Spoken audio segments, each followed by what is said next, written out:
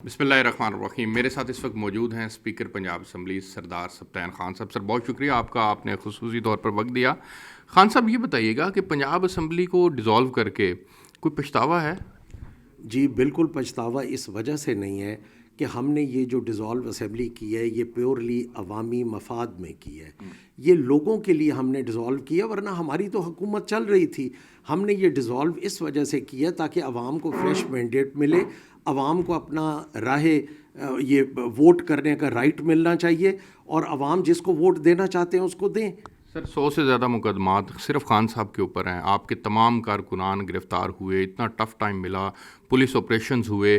یہ اگر پنجاب حکومت ہوتی تو یہ تمام کام نہ ہوتے. تو ہم اسی لیے کہتے ہیں کہ یہ نگران حکومت نہیں ہے، یہ مسلم لیگ نون کی حکومت ہے. اگر نگران حکومت ہو تو وہ یہ کام کرتی جو یہ حکومت کر رہی ہے. تو اسی وجہ سے یہ ہر وہ کام کر رہی ہے ماں سوائے اس کام کے جس کے لیے یہ آئے تھے. یہ آئے تو نگران گورنمنٹ تو اس لیے آئی تھی نا کہ آپ الیکشن کرائیں اور سائڈ پہ ہو جائیں. تو یہ الیکشن کے علاوہ تو اگر یہ ون سائیڈڈ جس طرح مقدمے آپ خود فرما رہے ہیں کہ 100 یا 125 کیس ہو گئے، تو نگران حکومت آئی تھی صرف پی ٹی آئی والوں کو اذیت دینے کے لیے، یا فری اینڈ فیئر نگران کا جو آئین یا کانسٹیٹیوشن میں جو کردار ہے، کیا یہ نبھا رہے ہیں وہ کردار؟ لیکن سردار صاحب اگر ہم الیکٹورل پالیٹکس کی بات کریں تو اس کا بنیادی کنسرن یہ ہوتا ہے کہ پاور گریب کرنا. آپ نے پاور سرنڈر کر دی سر، پاور چھوڑ دی.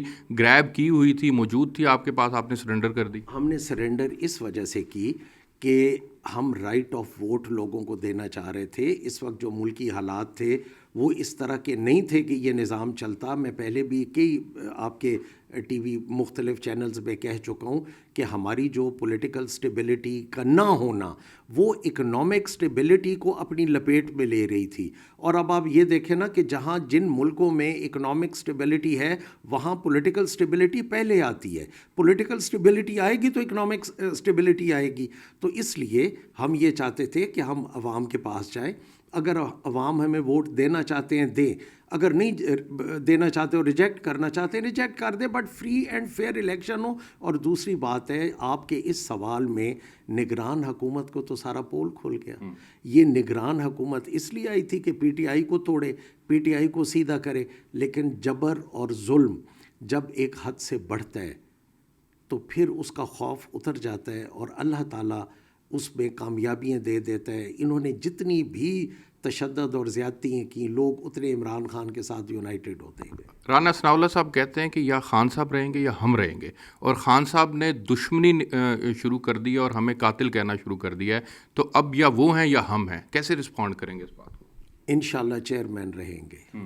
عوام کی طاقت کی وجہ سے، عوام کی طاقت اور اللہ کی مدد. مریم نواز صاحبہ تو بڑی کانفیڈنٹ ہیں. وہ کہتی ہیں کہ یہ الیکشن میں چلے جائیں، الیکشن یہ ہاریں گے اور پھر یہ نتائج کو تسلیم بھی نہیں کریں گے. ہم نتائج کو تسلیم کریں گے. مریم بی بی کو کہیں وہ الیکشن ہونے تو دیں. اچھا، اگر وہ اتنی کہتی ہیں کہ الیکشن ہو تو روکنے والی تو وہی ہیں، وہی لوگ روک رہے ہیں نا. گورنمنٹ فیڈرل انہی کی ہے، صوبے کی حکومت بھی انہی کی. آپ نے خود اب کہہ دیا کہ پی ٹی آئی پہ جتنے ظلم ہو رہے ہیں تو نگران حکومت کا یہ کام تو نہیں ہے نا. تو مریم بی بی ہونے دیں، انشاءاللہ ان کے اندازے غلط کریں گے اور اللہ کے حکم سے عمران خان بھی رہیں. ایک طرف عمران خان صاحب ہیں، دوسری طرف نہ صرف حکومت ہے، ریاستی ادارے ہیں، ایون جوڈیشری بھی کسی حد تک ان کے ساتھ کھڑی ہے، الیکشن کمیشن ان کے ساتھ کھڑا ہے، نیب ان کے ساتھ کھڑا ہے. تو پورے نظام کو کیسے کر کے آپ مائنس کریں گے اور اقتدار میں آئیں گے؟ اللہ کی مدد عمران خان کے ساتھ ہے انشاءاللہ. یعنی آپ پورے نظام سے جو اس وقت لڑائی لڑ رہے ہیں اس کے پیچھے عوامی طاقت آپ دیکھتے ہیں کہ وہ ساتھ ہے آپ کی؟ دیکھیں، میں نے اللہ کی مدد کی بات اس لیے کی ہے کہ ان لوگوں نے سازش کر کے عمران خان کو پرائم منسٹر کی کرسی سے اتار دیا، لیکن اللہ نے عمران خان کو لوگوں کے دلوں میں ڈال دیا. تو اللہ کی مدد تو ہو گئی نا.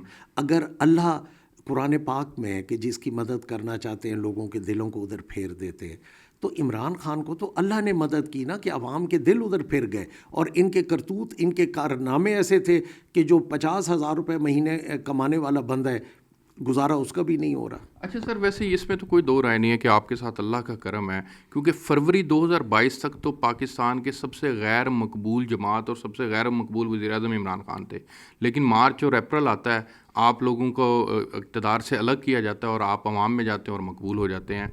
तो इसका मतलब ये है कि आप लोगों के पे वाकई अल्लाह का करम है, अवामी कारकर्दगी नहीं थी उस तरह से कि अगर आप लोगों को कारकर्दगी की बुनियाद पे वोट नहीं पड़ रहा। अल्लाह ताला इमरान खान से कोई बड़ा काम लेना चाह रहे हैं, इसीलिए अगर आपकी बात मान ली जाए, मैं इस पे बहस नहीं करूँगा कि हमारा अवामी मकबूलियत का ग्राफ चलें थोड़ा सा नीचे आ गया होगा, लेकिन फिर ये टर्निंग पॉइंट आया और अल्लाह ने मदद कर दी और अब तो इमरान खान दिलों में घुस गया है। अब दिलों से पहले मुझे बताएं, दिलों से कौन निकालेगा? राना सनाउल्लाह निकाल सकते हैं, कारकर्दगी मरियम नवाज़ निकाल सकती हैं। कारकर्दगी भी कोई अच्छाई तो थी ना। देखें, कोरोना में जिस तरीके इमरान खान ने मुल्क को संभाला वो एक रिकॉर्ड था। अवाम का जिस तरह ये पनाह गाहें, इज़्ज़त भरम वाला खाना, फिर उसके बाद जैसे मैंने पहले भी कई प्रोग्राम्स में कहा है कि जब आईडी कार्ड कोई देखेगा तो उसको इमरान खान की शक्ल भी नज़र आएगी और 10 लाख रुपए का हेल्थ का भी। पिछले दिनों में मियाँ वाली गया हुआ था तो वहाँ एक बुज़ुर्ग थे, सफ़ेद पोश आदमी, उनका बाईपास होना था। तो मैंने उनको कहा, मैं कि चाचा तुसा लाहौर, तब हमारी गवर्नमेंट थी, परवेज़ इलाही चीफ मिनिस्टर थे, मैं कि चाचा तुसा लाहौर आ वञो तो मैं थोड़ा फ्री ट्रीटमेंट दा ना करा देना। आखिर ना बच्चा, अल्लाह जिंदगी देवे इमरान खान नू, ये मेरे को शनाख्ती कार्ड है, 10 लाख रुपए मैं अपना इलाज करा के इंसान।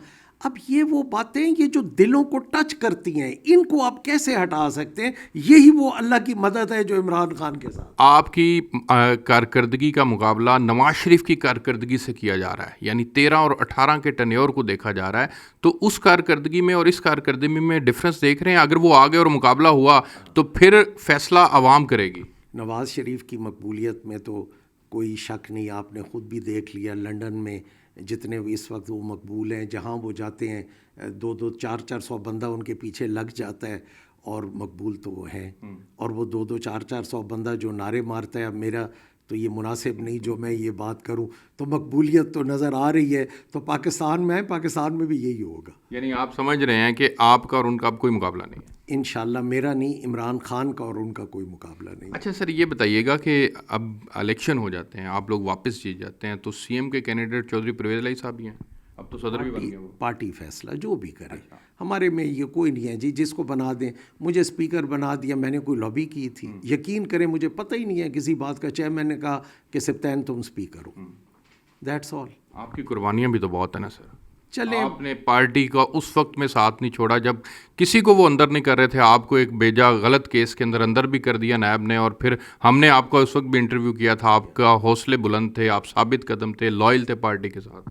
मैं लॉयल इस वजह से था कि मैं एक पार्टी के टिकट पे जीत के आया था, और वो जीता इसलिए था कि इमरान खान के नज़रिए के साथ खड़ा हुआ था। और मैं आज भी उसी बात पे कायम हूँ कि अगर किसी ने छोड़ना था इमरान खान को तो उसको चाहिए था वो रिज़ाइन करके छोड़ता, असूलों पे छोड़ता। हम जीते एक टिकट पे, खड़े हो जाएं दूसरी जमात में। तो इमरान खान ने जब मुझे कहा कि सप्तान मैंने तुम्हारा केस चेक किया है, तुम बेगुनाह थे, उस वक्त वो थे क्या नाम था उनका, अकबर, शहजाद अकबर, शहजाद अकबर, तो मैंने तुम्हारी पूरी फ़ाइल, यार बस ये ज़्यादती हो गई है। तो मैं तो समझता हूँ कि मेरा तो निज़ाम ठीक हो गया कि जब पार्टी का चेयरमैन को ये एहसास हो गया कि सप्तान खान के साथ ज़्यादती हुई है, तो मैं समझता हूँ कि अल्लाह ने मुझे बचा ली बहुत सारी बातों से।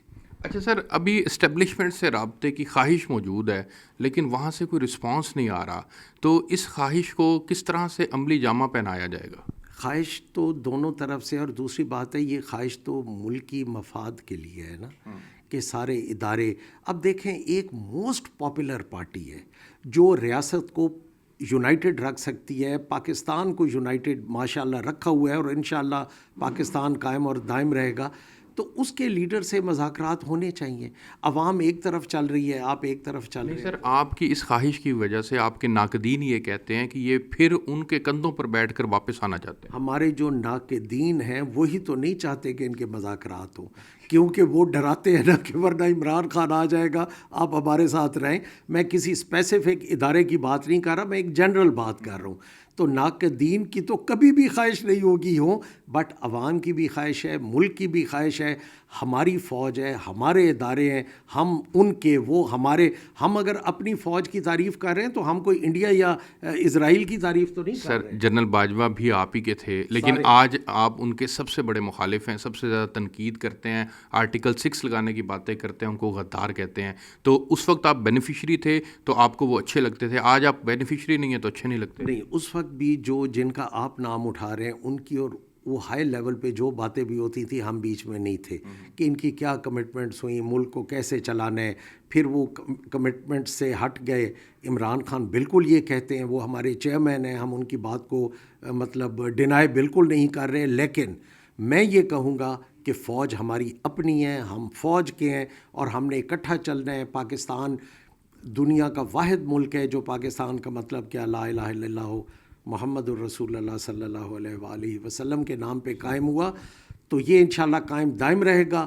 اس میں عمران خان بھی انشاءاللہ رہے گا، فوج بھی رہے گی، عدلیہ بھی رہے گی، عوام بھی رہیں گے، اور لندن والے نہیں ہوں گے، نظر نہیں آئے. سر بہت شکریہ آپ کا کہ آپ نے خصوصی طور پر وقت دیا. ایک آخری سوال صرف یہ بتا دیں کہ اقتدار میں آ جاتے ہیں، عوام کی فلاح کا ایجنڈا کیا ہے؟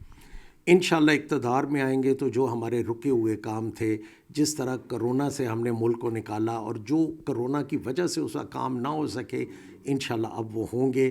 ہم ہیلتھ کارڈ کو دوبارہ شروع کریں گے، یوتھ کارڈ کو دوبارہ شروع کریں گے، کسان کارڈ کو دوبارہ شروع کریں گے، پناہ گاہیں دوبارہ شروع کریں گے، ایجوکیشن پہ نئے سرے سے زور دیں گے، ہیلتھ فیسلٹیز پہ نئے سرے سے زور دیں گے، اور جو ایک سب سے بڑھ کے اکانومی کو کھڑا کریں گے. اکانومی کھڑی ہوگی تو یہ چیزیں ہوں گی. اور جو ایک اسلامی فلاحی ریاست میں ہونا چاہیے، انشاءاللہ وہ سارے کام کریں گے. بہت شکریہ سردار صاحب. ناظرین، آپ نے سردار سبطین خان صاحب اسپیکر پنجاب اسمبلی کی گفتگو سنی. ہمیں اجازت دیجیے. اللہ حافظ.